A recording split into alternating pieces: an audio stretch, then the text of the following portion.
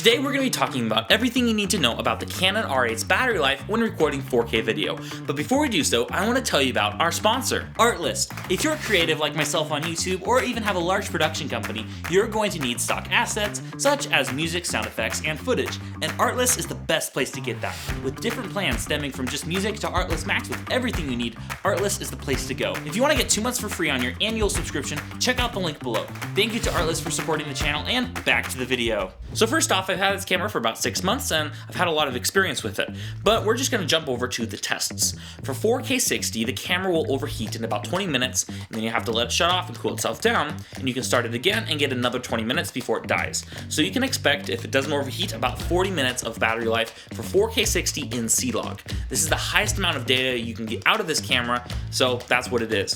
Now 4K 60, you're probably not going to use it all the time, but when you do, you do, so that's what you'll get. Now as far as 4K 30 goes, an IPB with C-Log, it lasts just under an hour, but the thermal limitation was also at the max as well. Now I ran these tests in my house, so it was about 68 to 70 degrees Fahrenheit, so you can expect worse results if you're shooting in very hot conditions, maybe 80, 90 degrees. I wouldn't be surprised if the Canon R8 overheated about 20 minutes for 4K 30 as well, if you're outdoors in hot conditions.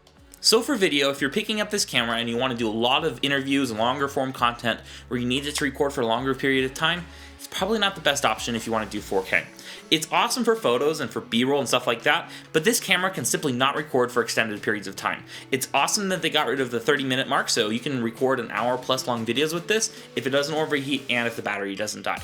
Now, I also ran the test with the R7 as well. I recorded the R8 with the R7, so I don't have the R7 screen, but here's a picture of it. The R7 did not overheat. It was about halfway over to the overheating line, but it didn't overheat, and the battery was at 50% when the R8 died.